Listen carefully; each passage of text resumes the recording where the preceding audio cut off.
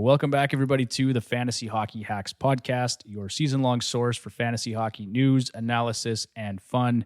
Because in this podcast, Bruce, we don't take ourselves too seriously. Nope, especially me.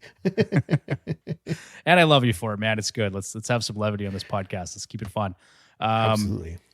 So here we are, episode 189 of our podcast. We're doing our 2024-25 Top Target Series, and tonight we're going to talk about the Pacific Division, which you and I have spent a lot of time watching over the years, obviously being the Oilers homers that we are. No, really? yeah, exactly. For those of you that are maybe watching this on YouTube, Bruce's Oilers hat. There you go. So, Bruce, lots going on with the podcast. I think maybe just let's take a second here and before we jump into our Top Target Series, but just want to mention that we brought on a guy who's doing some written content for us over on Twitter or X. It's Chris, and I don't know if it's Fakit. I don't know how you pronounce your last name, Chris. I apologize. But he is writing some great content for us. I think he's already put out 3 articles now.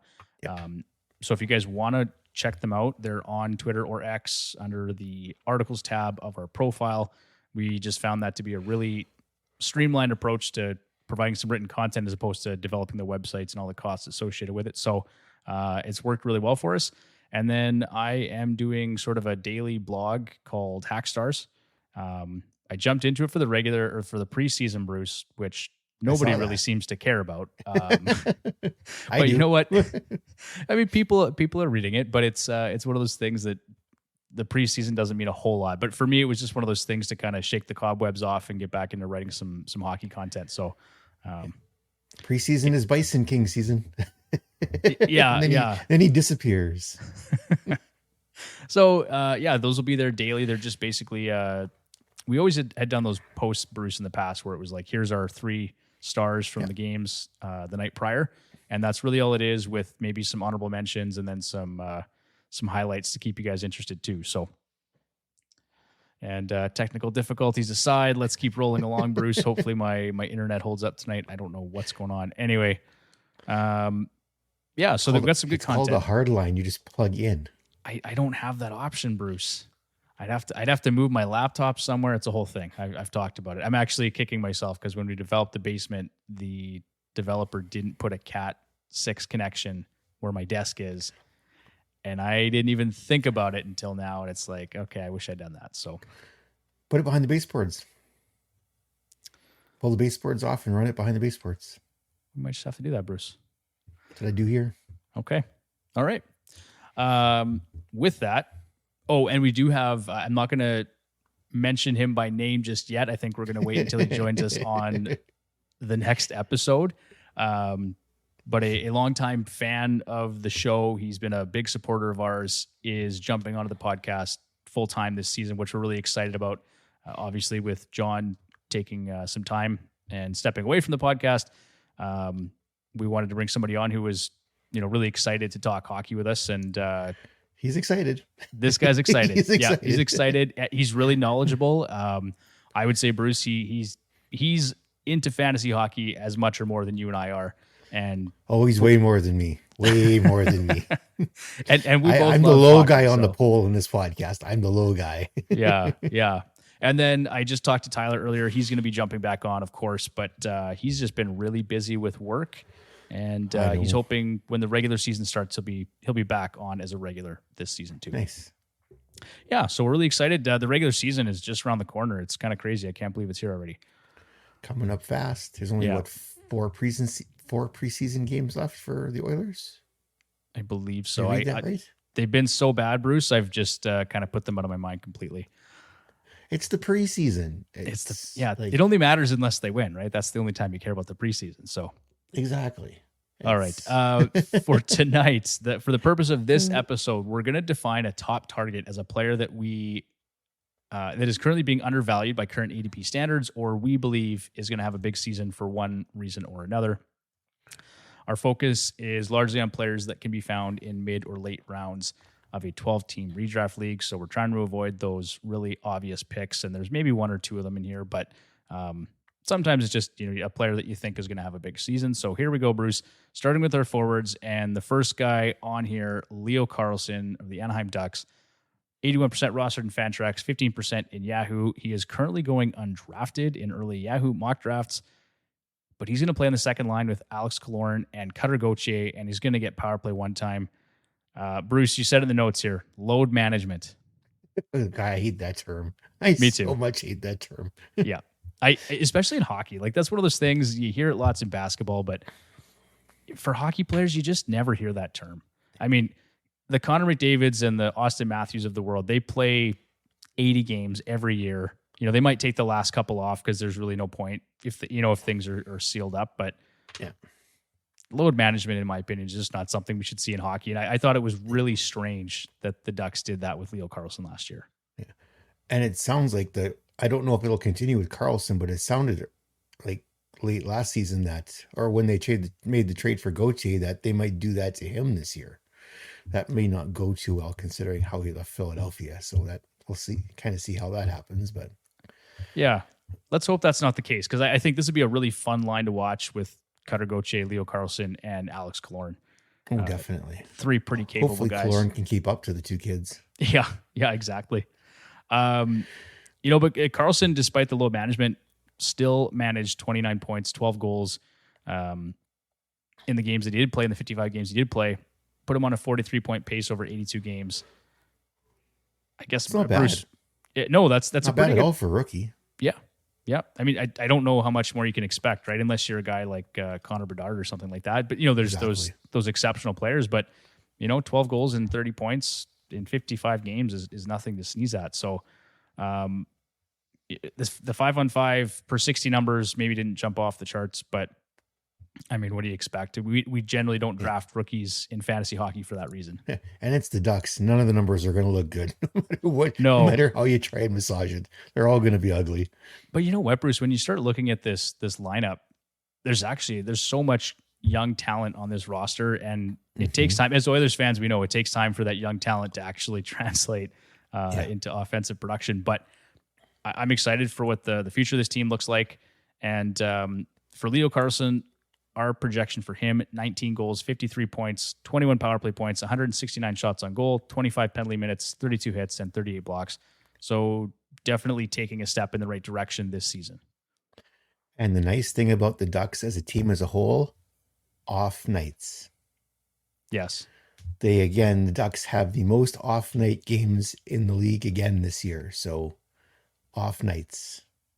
So if some of these guys can put some points up, it's going to be fun. It's going to be fun. There's going to be off night fights for some of these players. It's at the beginning for streaming anyway. Well, I think that's a big factor in why you draft Anaheim Ducks in the first place. Right? And everyone kind of knows that the past, I don't know how many years now, but that's really why you draft these players. I try to draft at least one.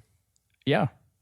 Yeah. I mean, that's why John Gibson in the past has still had some appeal for fantasy purposes, right? I mean, he's really at least for the first half of the season. Well, at least till I would say I would be okay streaming him probably till December, and then after that, no.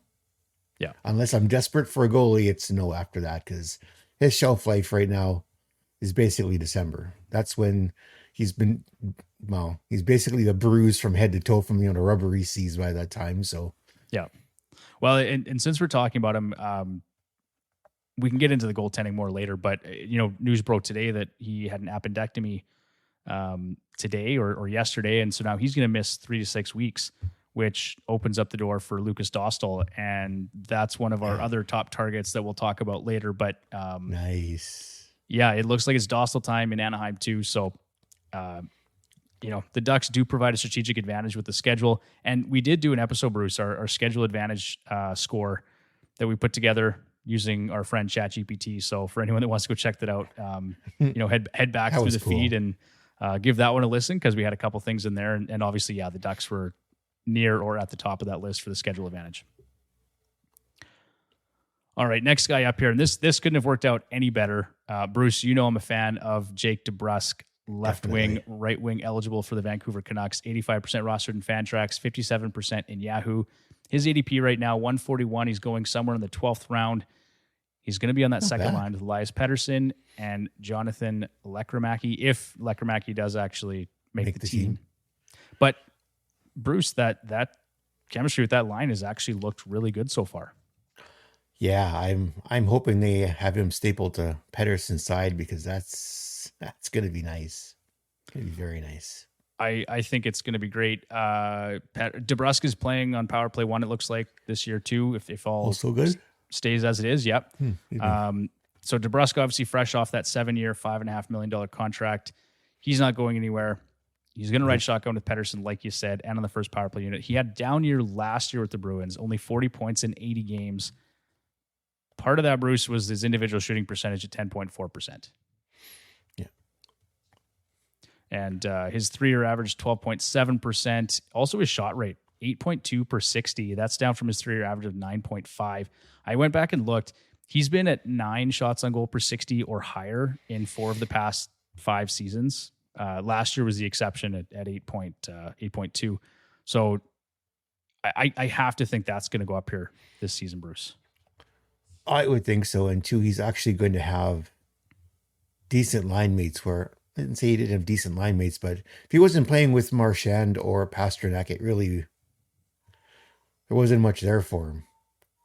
Or if he's gonna play with Pettersson all season long, he's gonna get the first power play time, which he wasn't getting in Boston either. So he's getting deployment and opportunity, which are 2 things I really like in a player. Yeah, it's huge. It's going to make a big difference for him. And I think stylistically, too, it makes a big difference that Elias Pettersson is more of a playmaker. Obviously, playing with Pasternak is a huge bonus, but we all know that Pasternak likes to shoot the puck. He's a goal scorer, right? He is. And if you're playing in a line with that guy, you're going to defer to him at times. There's no question. But now if Elias Pettersson is your center and the other guy is a rookie on that line, I mean, they're going to be looking for you quite a bit. The other guy's cannon fodder, and you're just going for the puck. You send him into the corner. So it'll be really interesting to see what happens here. But I have high expectations for Jake DeBrusk. Our projection for him, Bruce, 27 goals, 55 points, 9 power play points, 214 shots on goal, 16 penalty minutes, 91 hits, and 36 blocks. And I actually think that number could be higher. 27 goals, I think, is his career average or his career high. Right. But would it shock you at all, Bruce, to see him hit 30 goals this year? No, and actually, I wouldn't be surprised if him and Pettersson develop at least the chemistry they're showing so far. He could probably even pass 60 points. Yeah, agreed. Yeah. Did you see that highlight of him, the overtime winner he scored last night? No, I haven't seen it yet. Okay, we reposted it on Twitter, so give that a look, Bruce. It was actually a great play. It was him and I think Hughes was the defenseman on that play. It was 3-on-3 overtime. But just a really nice passing play and a kind of a tap in for DeBrusk. But he had 2 goals last night, and so it was just really fitting that happened last night. We're talking about him tonight, so good to see there. We like him as a top target, and I think given where he's going to go in redraft leagues, he's got some value there for sure. At that round, definitely. Excuse me. All right, the next guy we've got here is Nazem Kadri, right wing, eligible for the Calgary Flames, 93% rostered in Fantrax, 56% in Yahoo. His ADP, Bruce, is 157.9. I have to check that. It looks like a typo. 14th round for Nazem Kadri. Now, again, we talk about this all the time, but these early ADPs can't really be trusted. Things are going to change with every draft you get into for real. But this is a guy that he's coming fresh off a 75.29 goal season. I mean, he's proven over the past few years that he's a valuable fantasy asset. Yeah, but he's playing on the Flames, and that kind of there's the Huberto factor there. It's like, oh, he's just gone for shit. And that's kind of how everyone looks at it. For sure. I think he's maybe a bit of a forgotten man in Calgary because that team right now is not overly fantasy relevant, but maybe they have a bit of a better season. I think Andrei Kuzmenko is going to look better this year. He had a tough time in Vancouver, but when he came over to Calgary after that trade, I think he played really well. And playing with Sharon Govich, that's another player, Yegor Sharon Govich, who you and I talked about quite a bit last year, Bruce. Yeah. That's another guy who had a great year, and so the 3 of them together on a line, I think is gonna be productive. Kadri's 3-year average is 76 points and 28 goals. But one key metric I always look at is shot rate. And he has ranged between 10.8 and 11.4 shots on goal per 60 over the past 4 seasons. Some nice numbers. Those are really nice numbers. And that puts him in the top 20 among all skaters who have played 400 plus minutes. He's just behind volume shooters like Owen Tippett, Matthew Tkachuk, and Cole Caulfield. Can't argue with that. No, and at a considerable price discount relative to those guys, especially Matthew Tkachuk. Yeah, his, just looked up his ADP here. It's 157.7, so it's dropped by 0.2. Okay, so he's moving up a little bit. I mean, and maybe if anyone listens to this podcast tomorrow, they'll be picking up on that as well. But I mean, this is a guy who should be going quite a bit earlier. I think, especially in multi-category leagues. He's not as relevant in banger league formats, Bruce, as he used to be. He only had 57 hits last year. But I mean, he's got a combination of penalty minutes, power play points, face-off wins. He's got prime deployment. I think he's got good line mates. He's going to get big minutes in Calgary again this year, right? He's going to play first-line center. Yeah, they're going to lean on him. That's for sure. Yeah. So our projection for him, 27 goals, 75 points, 21 power play points, 273 shots on goal, 60 penalty minutes, 70 hits, and 25 blocks. Again, this is a guy that wouldn't surprise me, probably wouldn't surprise you, Bruce, if he hit 30 goals and 80 points. No, he definitely could, especially if Sharon Govich can continue from what he did last year and Kuzmenko can find his game there again, like he had in Vancouver. And the first year he was in Vancouver, not the second year. He doesn't want to remember last year. Yeah. Well, it's funny because, you know, I took some heat for criticizing Kuzmenko following his really good season in Vancouver. And now I'm singing his praises a little bit. So hopefully the Vancouver fans hate me a little less this offseason. Well, and the big hit on Kuzmenko was defense, right? So he was offensively, he's gifted, but defensively, he's a boat anchor. So that was his big thing. So if he's worked a bit on that on the off season, can come back with that, then especially if they're going to put him on the first line, that'd be big. Yeah. The other thing, I kind of switched this up to it, you know, for the Flames. I was going to talk about Matt Coronado, so I just want to give him a bit of a mention here. Was missing out of here. Yeah, because he played really well actually through a couple of preseason games. It looked like he got banged up a little bit in the game last night, but he had some really nice plays in the first game he played, preseason games he played, and I can't remember how many points he was up to, but he looked really, really good in a couple of preseason games. Unfortunately, It didn't translate last year because we had the same conversation last year. He played really well in the preseason, looked like he was going to be a top 6 player, and wasn't even close. I think he had 9 points in 34 games or something like that. So hopefully if he does make the team, he can take a bit of a step forward, but that's another guy who's he's going to go on my watch list. And later on in the season, if I need some help, that's a guy I might look at.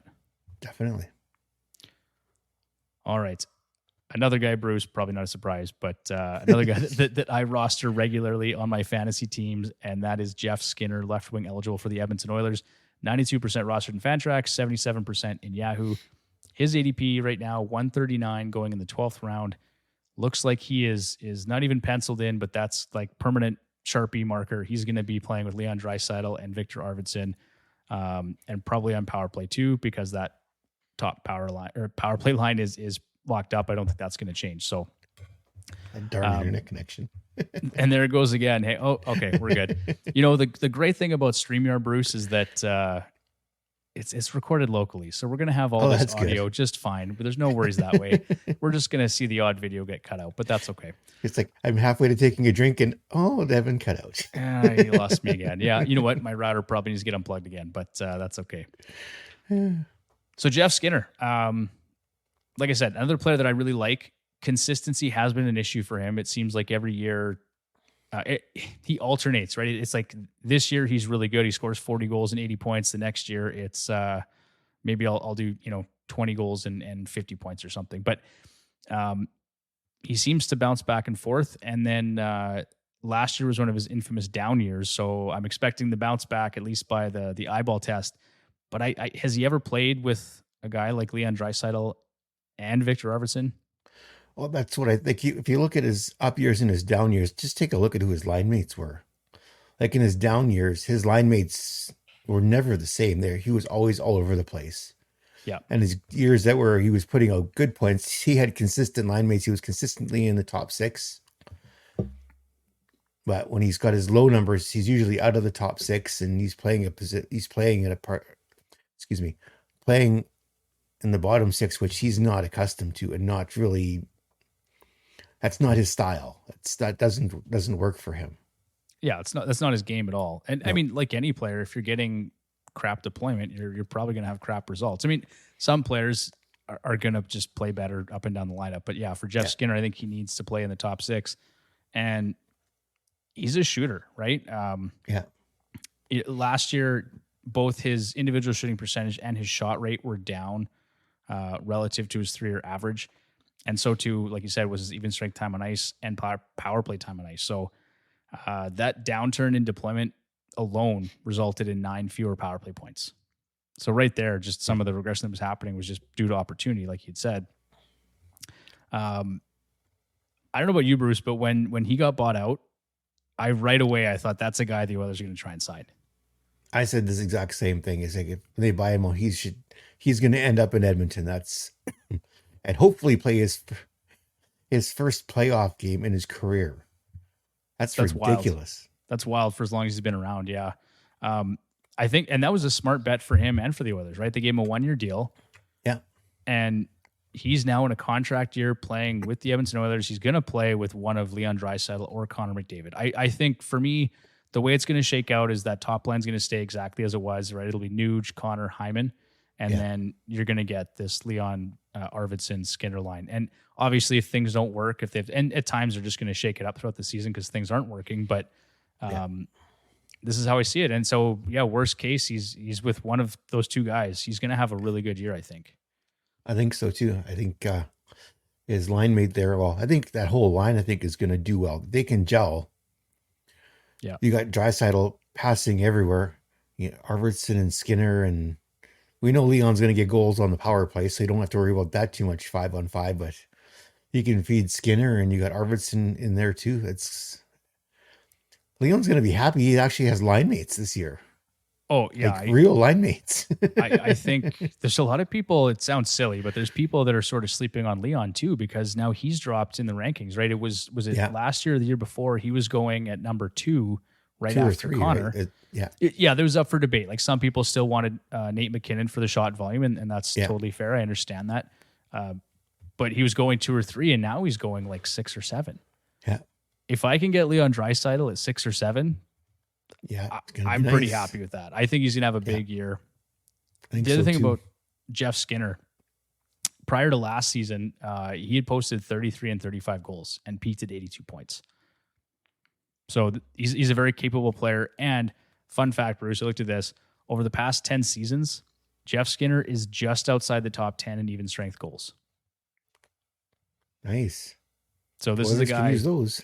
Yeah. So now they've got 2 guys between Arvidsson and Skinner that are effective 5-on-5, and you got a great passer in Leon Draisaitl. I think we're going to see some magic from that second line. I sure hope so.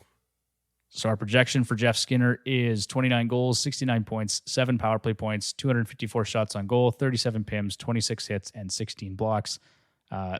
7 PIMs because I don't think outside of that big 5, anyone's going to touch that power play time unless there's injuries. So, yeah, exactly. All right, moving on here. This, I believe, this is our last forward group for the Pacific Division here. We've got Macklin Celebrini for the San Jose Sharks. This is obviously a typo, but when I looked it up on Frozen Tools, his percentage of ownership is 0 on Fantrax, which I know is not right. But so if you can find that for us, Bruce, quick, let me know. 55% rostered in Yahoo. His ADP in Yahoo is 157.1. He's going in the 14th round. And it looks like he's going to play on that top line with Tyler Toffoli and Fabian Zetterlund, as well as on Power Play 1. So we're talking about last year's first overall selection. He looked really good, Bruce, in his first NHL preseason game. He scored a power play goal. He made a great pass over to Tyler Toffoli on another power play opportunity. He played 18:48 time on ice and 3:46 on the power play. He looked every bit as advertised. Yeah, it still says 0, so I don't. Okay. Interesting. We know it's definitely not 0. Yeah, ignore that. Yeah. Yeah, this is a guy. I don't know if he's going to be talent wise. I don't think he's quite on the same level as Connor Bedard, right? If we're talking about prospect rankings and stuff like that, but Yeah.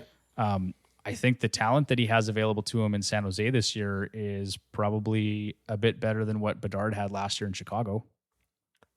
I would agree. Yes. So, in my mind, I think he can have a similar season to what we saw from Connor Bedard in his rookie year. Celebrini's going in the 14th round on average. So I think, if you're in a season-long redraft league, you've got a real opportunity to get this guy, and at a good price point, he's going to return some value. And even if it is on a bad team in San Jose, I do think if he stays healthy, Macklin Celebrini can have a good year.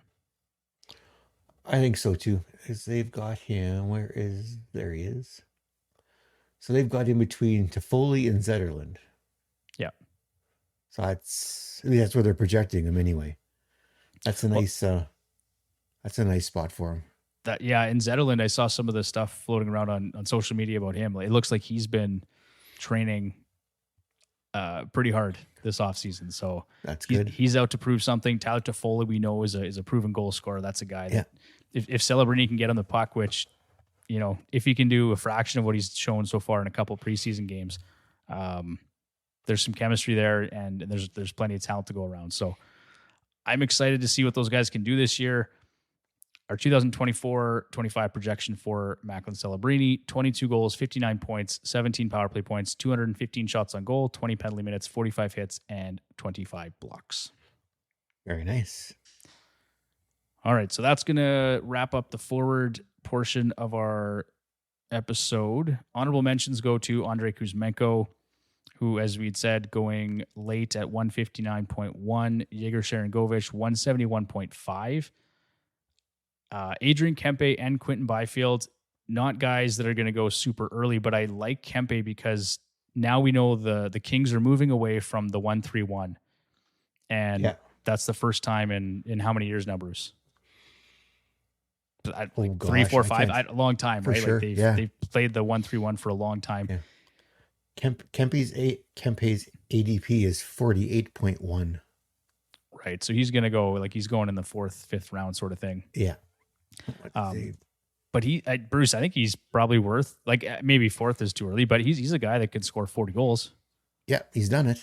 And he can do it, especially if they're moving away from the 1-3-1. They can definitely do that. Byfield's at 153.2. Okay. And Victor Olofsson, that was a guy that we had talked about as well. I do think Victor Olofsson has a good year playing with Jack Eichel. Jared McCann out of Seattle. That's another guy who I believe is just an efficient shooter, but he's a guy that scores a lot of goals too. And Daniel Sprong, just wanted to give him a little bit of a acknowledgement here. Yeah, I'm sure. Did you see that one, Bruce? The game tying goal he had in yesterday's game?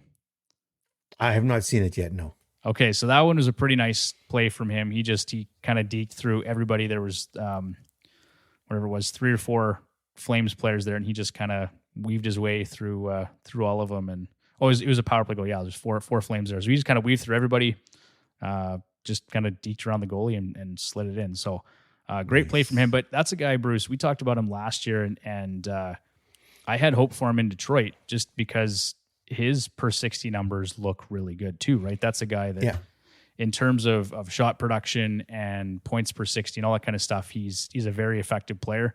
He just needs an opportunity. I don't know if it's going to happen in the top 6. There was, did he play in the top 6 with them last night? Maybe I saw it, or maybe that was lines this morning. I can't remember. I'm kind of getting stuff mixed up here, but I did see him on the second line with Pettersson and DeBrusk. So, oh wow.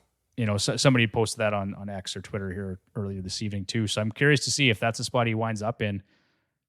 I mean, that's great for him. And I think as a guy who you can get maybe after your draft is done or just add to your watch list, my point is just keep an eye on him. Yeah, because he is currently undrafted in Yahoo. Yeah, and I don't think that's going to change, unless you're in a really deep league. But yeah, it's a guy that if he gets the opportunity, I think he can put up some fantasy points for your roster. So most definitely. All right, let's move on to defensemen here. And so earlier when I said that there was maybe 1 or 2 obvious picks on this podcast, This is the first one here, and that's Mackenzie Weegar for the Calgary Flames. 99% rostered in Fantrax, 96% in Yahoo. Right now he's going at an ADP of 84.9 in the 8th round. He's on the top pairing playing with Daniil Miramanov and on power play 1. He did post a career high 52 points and 20 goals last season. Bruce, part of that is that he shot at a career best 6.6 shots on goal per 60 and had a career high 9.6-ish. I mean, how much do you see realistically him repeating what he did last year? Depends if he can secure power play 1 or not. If he can secure power play 1, I think he can get close. It depends what happens here with Tyson Barrie. They signed him as well. So is Barrie going to be there to do that, or are they going to give it to Weegar? Because I don't think, I think Rasmus Anderson has worked his way out of that spot now. So I think it's going to be Weegar, or if they do sign Barrie from his PTO, it most likely would be Barrie, I would think. If he gets signed. That's a good point, Bruce. Weegar did run hot on the power play last year too. He had a 10.3% shot rate on the power play. His career average is 7.6%. So he's running hot there. But I hadn't really considered that. I guess, you bring in Barrie for that reason, probably, because he's not a defensive defenseman. So if you're bringing in Tyson Barrie, it's probably to run your power play, to help run your power play. Yeah. But Mackenzie Weegar showed last year that he's more than capable. And he showed that when he was in Florida as well. Yeah. I don't know. It'll be interesting to see how things shake out there, but I still really like Mackenzie Weegar, despite some obvious regression, red flags. But he's going to get prime deployment. And this is another fun fact for you, Bruce. He was the only defenseman last year to almost clear 200 shots on goal, 200 hits, and 200 blocks. So he had 208 shots on goal, he had 194 hits, and he had 200 blocks. Oh, wow. That's a nice category coverage. He was the only defenseman to basically try and hit the 200 mark on all three of those categories. So, wow. So I think he's going to be close again this year. Maybe not quite as close, but I do like the category coverage for him. The 8th round feels a bit early, Bruce, especially with you and your 0D comments. So what's your take on Mackenzie Weegar? You go and that's probably too early for you, hey? Yeah, that's too early for me. Okay. Oh, one more fun fact. He was also one of 2 defensemen to score a hat trick last season. Do you know who the other one was? It was probably Makar. It was Cale Makar. Yeah. So just one of 2 defensemen. He was one of them. Very nice. All right. So our projection, and I guess this is considering or assuming that he's still going to get power play 1 time, is 12 goals, 48 points, 20 power play points, 202 shots on goal, 60 penalty minutes, 188 hits, and 165 blocks. That's some nice category coverage. Yeah. Really like Mackenzie Weegar. I don't know that I'm going to step up to the 8th round to grab him, Bruce, but if he falls to me, Probably not. In the 10th or 11th round, I'm all over that. So the next guy up here, Bruce, and this is interesting. So Brandon Montour in Seattle, 96% rostered in Fantrax, 94% in Yahoo. He's going an ADP of 81.6 in the 7th round, and he's penciled in to play with Jamie Alexiak on the 2nd pairing. Key notes or key development, I guess, from camp or from preseason here is that he might end up on power play 2. So, yeah. So this morning somebody posted this. I think it was one of the beat reporters from Seattle, but he was on a power play unit with Chandler Stevenson, Shane Wright, Eli Tolvanen, and Jaden Schwartz. The other unit featured Vince Dunn, Oliver Bjorkstrand, Jordan Eberle, Jared McCann, and Matty Beniers. So you tell me, Bruce, looking at that, I would assume that Vince Dunn is on power play 1 and Montour is on power play 2 right now.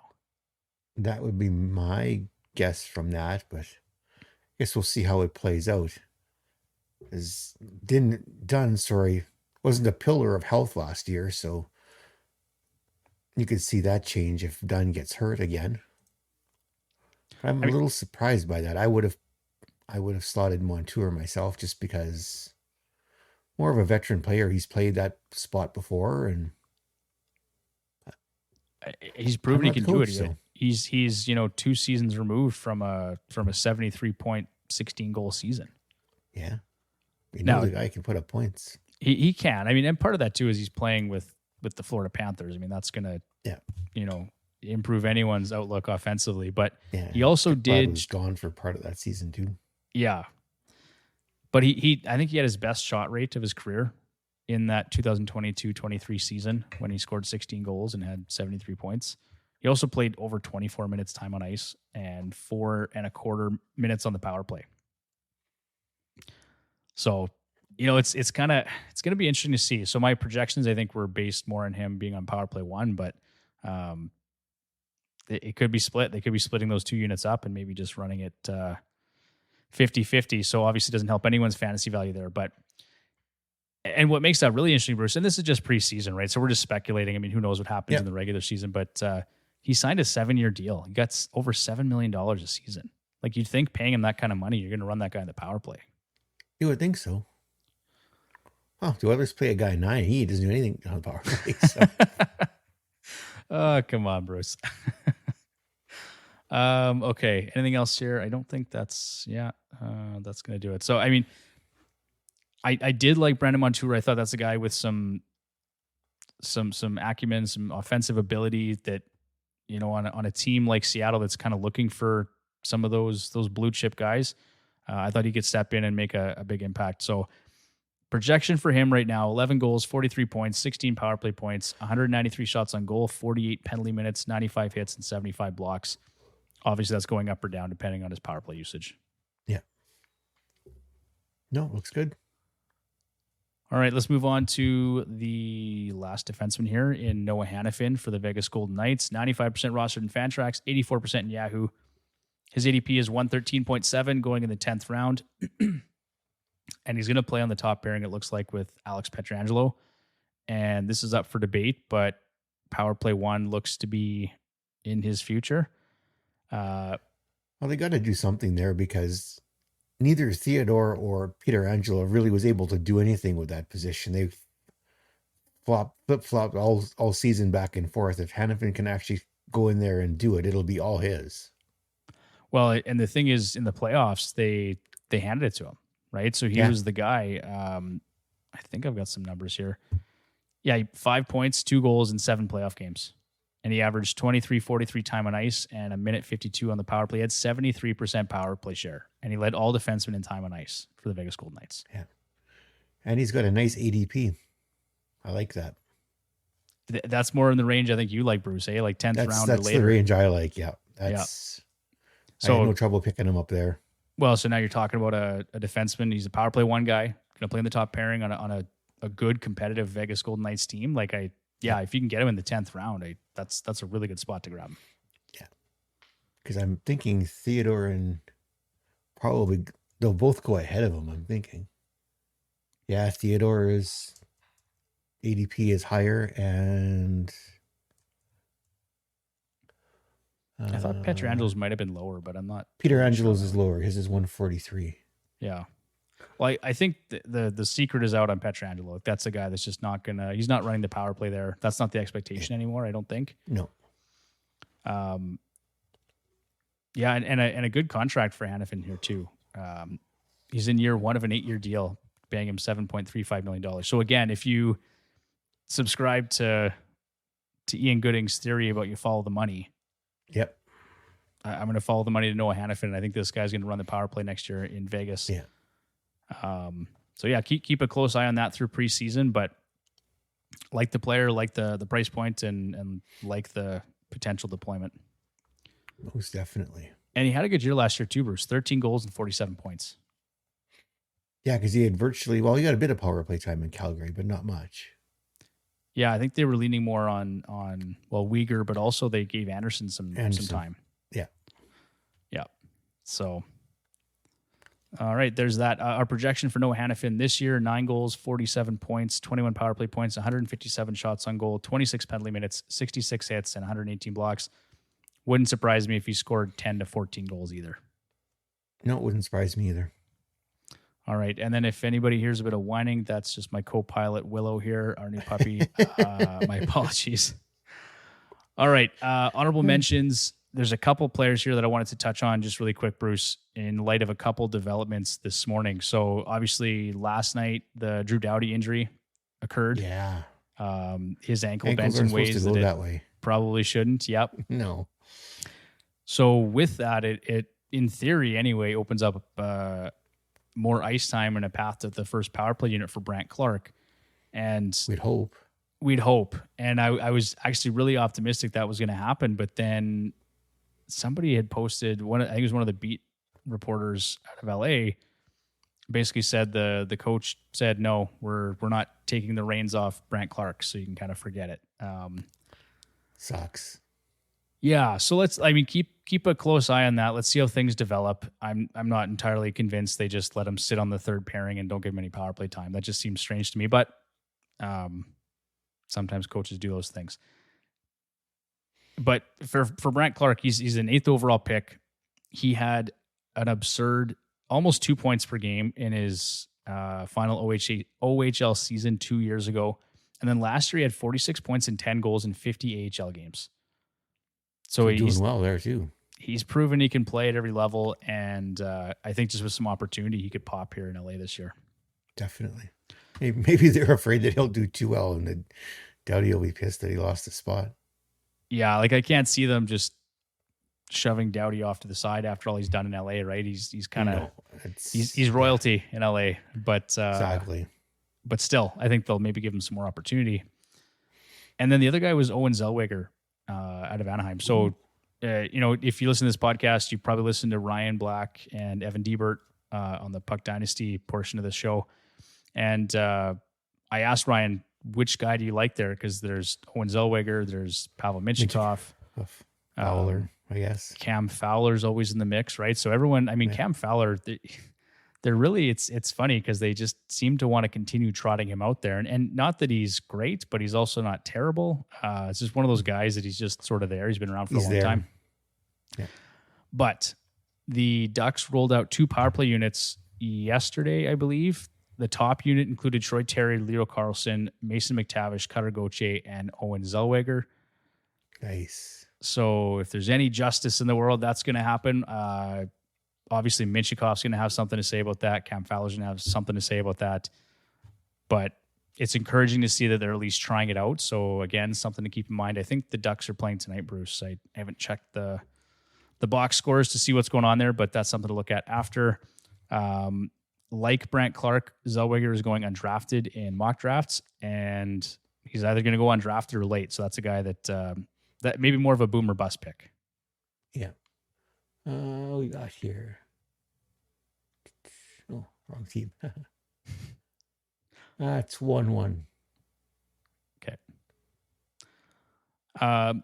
It's kind of maybe worth mentioning. Zellweger had 9 points in 26 games last season, so there's definitely room for improvement there. But he did have 37 points and 12 goals in 44 AHL games last year. So obviously the ability's there. It's just a matter of deployment at this point, and there's lots of young talent there, like we said earlier. So that there's no shortage of it. No, so encouraging that way, and that's going to do it for defensemen. Let's move on to goaltenders here, and we're not going to stray too far away from the LA Kings because we're going to talk about Darcy Kemper next. 82% rostered in Fantrax, 81% in Yahoo. His ADP right now, 102.9, so in the 9th round. He's going to be a starter for the Kings. With that 1-3-1 that we talked about, Bruce, the Kings have been a fantasy haven or a fantasy-friendly environment for goaltenders for the past number of years. Yes. We've seen it with Cam Talbot. We saw it with Phoenix Copley. We've seen it with David Riddick. All those guys have exceeded expectations based on the team structure. I think that's probably what's going to happen here with Darcy Kemper, even though they're not playing the 1-3-1. Yeah, the Kings have always been defensively sound, and I don't think changing the format is going to make any difference there. I think they're going to be goaltender friendly, and Kemper's ADP is a little high for me, but I think he will do very well in LA. And they know him because he was there once. And it's way high for me, Bruce, because I'm going full 0G this year. It's last 2 picks of the draft. I'm going to pick whatever scraps are left and move on with my life. Extreme 0G. Extreme. I haven't tried it yet, so I got to try the full 0G experience here and just see how it goes. But yeah, I think Darcy Kemper. He'll draft Shesterkin in the third round. Just watch. It's not happening, Bruce. There's 0% chance it's happening this year. You're gonna give in. You're gonna draft Shesterkin in the third round. You can egg me on all you want in all the drafts. It's not happening. 0% chance. Last year was actually Kemper's worst statistical season. So he had an 890 save percentage and a 331 goals against. So I guess based from that, on that perspective alone, Bruce, I agree. It's really weird that he's going in the 9th round. Well, like I said, a lot of it's going off of LA's team defense, because we know that where he came from in Washington, they didn't play defense. They didn't play defense at all. Well, and the Doughty injury definitely doesn't help Darcy Kemper here, but it does not. I think just being in a better system is going to help him out a little bit. So we'll see. Yes. And then too, his Kemper's PK save percentage was a career low or near a career low at 833 last year. We know that number regresses closer to the league average, which is around 865, I believe. So, if things hold true, he should see some improvement or regression in that area, and that should improve. He'll definitely be better. There's no doubt about that. Yeah. So there you go. And then our last, we got a couple honorable mentions here too, but our next goalie to talk about here is Kevin Lankinen, 20% rostered in Fantrax, I guess 0% in Yahoo, if that's still accurate. Currently going undrafted. His role, I guess, still to be determined at this point in Vancouver, but things are looking bleak for Thatcher Demko. I don't have a lot of faith in that guy as a fantasy asset these days. Artur Shilov's looks good. I think, if anything, this is going to be a tandem, but Kevin Lankinen's been really good. I put out a tweet this week just talking about how he performed in Nashville over the last couple of years. Obviously a very small sample size relative to UC Saros, but in 43 games played with the Predators, he had a 912 save percentage and a 2.79 goals against average. Over that same kind of stretch of time, one more games played though, 128 games played for UC Saros, he posted a 913 save percentage and a 278 goals against average. So almost identical numbers. Obviously a much bigger sample size, but really interesting to see that Kevin Lankinen actually posted some good numbers there. Not bad considering when he came from Chicago, his numbers are terrible. Terrible. Yeah.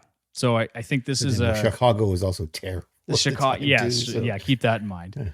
But yeah, Vancouver's a good team, Bruce. I think, and they're maybe not as I don't think they're quite as good as they were at the end of the playoffs last year, but still a good team nonetheless. And this is a nice insurance signing for them, just in the event that Demko doesn't play for a while. So. Well, and it gives them, so they don't have to rush Demko, right? So yes, if either Silas or Lankinen get a good start to the season, Demko can take his time and figure his stuff out and then come back when he's ready. Because the sad thing is that they'll have to put Lankinen on waivers, and if he's having a good start, he ain't gonna last on waivers. He'll be disappear very quickly.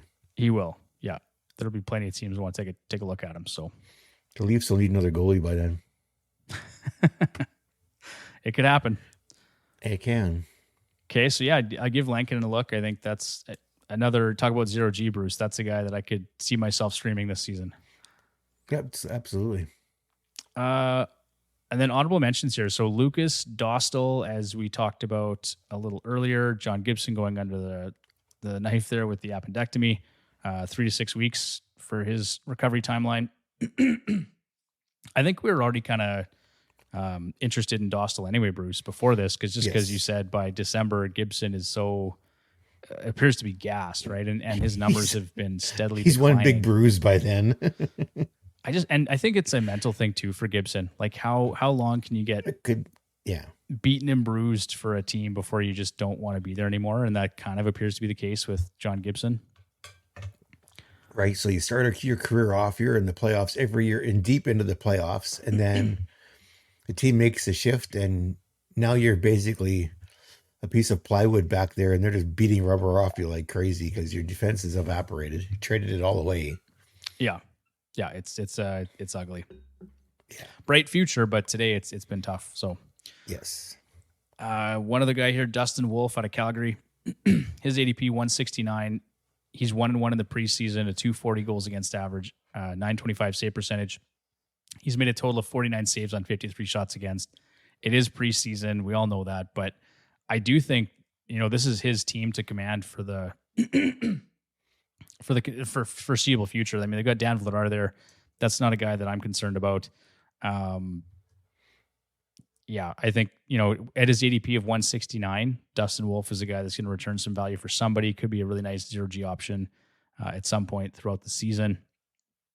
What do you think, Bruce? 169 he's going at. Yeah. Vladar isn't even being drafted. No, I think this is his team in the future, and I think they're going to, the future is now sort of thing. So, I mean, that's my take on it anyway. So I like Dustin Wolf. And then the other guy, I think, Bruce, we'd be, mistaken if we didn't mention Stuart Skinner for the Edmonton Oilers. And I know it's been a rough preseason for that team in general, but yeah, it's the preseason. But it's a preseason, and they're basically Oilers, putting AHL or worse people in front of these guys and expecting them to we're not going to win the Stanley Cup this week, folks. Like, just remember that. Yeah, everybody calm down. Exactly. It's funny because in past years, Bruce, we get all excited about a really successful preseason, and we start planning the cup parades, and it seems like it's the reverse now, right? We've kind of been through the process of getting through a whole preseason, regular season, the whole playoffs, getting down to Game 7, and it's like that the games now don't really mean that much, and I think the players, after being through that whole thing, view it that way too. It's like, hey, we can sort of ease ourselves into this a little bit, right? Like, Connor doesn't have to score 4 goals in his first preseason game. You just have to get into the playoffs. That is, just have to get in. Once you're in, all bets are off. You can seed them however you want. It's all bets are off when you get to the playoffs. But for Skinner, in terms of fantasy, though, Bruce, I think he's been serviceable. Like, his numbers have been somewhere around whatever 9-10, 9-12, whatever it is. Pretty decent numbers. They're going to win a lot of games this year, and he's going really early. Yeah, really early. So I like Stuart Skinner. For me. Well, he is going early. I mean, if you're looking at goaltenders early, if your league setup values goaltenders or rewards wins, things like that, I can see it. Yeah. Yeah. Be interesting to see. But I just wanted to mention it because I think he still has some value regardless. I mean, that ADP does kind of suck, but all the Oilers will be gone by like the 5th round. They've got a lot of fantasy guys, relevant fantasy pieces, but yeah, it's all the big guys will be gone before the end of the 4th round. Well, it's tough if you want Evan Bouchard, you got to pick him early, right? Like, we're almost talking like Makar early. Yep, but he could be in Makar territory this year. He could be. He very well could be. Yes. Right. I'm assuming he stays healthy and all the rest of it. But yeah, I see no reason why he can't. Makar, in terms of like overall talent and skill, I think is still the absolute tippy top of the defenseman pile here. But in terms of a fantasy relevant team, Edmonton's offensively, at least on paper, looks as good as anybody. No, definitely, most definitely. All right, so that is going to do it for this week, Bruce. Thank you, everybody, for listening. That's going to conclude our top target series as well. So probably what I'll do, Bruce, I'm thinking about just taking all this information that we've talked about and compiling it into a bit of an article that I'll just post on X Articles. And if anybody wants to see all the players we've talked about and the projections there, I'm going to hope to have those maybe out tomorrow or the next day for everyone to review. And then we're getting into our season preview. I think Monday or Tuesday, whenever we end up recording that episode, is going to be our week 1 preview. Nice. Yeah, we got a game. I think it's October 4th, right? Is it the overseas games that are taking place? Oh, right. I forgot about those. So they do start a bit early. Yeah. I haven't even checked to see like what's going on in terms of the schedule, if that first week gets extended or not. But anyway, so that's coming up next week, and then give us a follow, give us a subscribe, because we're going to be running this all year long. We're going to be talking about our fantasy previews on a weekly basis. The guys over at Puck Dynasty are going to be covering stuff around the league every week from a dynasty fantasy perspective, as well as season long and just what's going on around the NHL. So stay tuned. And I forgot to mention off the top, but if you're a listener to this podcast, if you support us, if you appreciate what we're doing, and if it is helping you in your fantasy hockey endeavors, please head to your podcast platform of choice and leave us a 5-star review. It does help us to be found on the podcast platforms and to help other fantasy managers like yourself. So that is very much appreciated. Give us a follow on Twitter or X at FHHacks and on Instagram at Fantasy Hockey Hacks. That's going to do it for another week. So, Bruce, we will see you Monday or Tuesday next week. Sounds good. I'll be around here somewhere. All right, man. Take care. Hey, good night.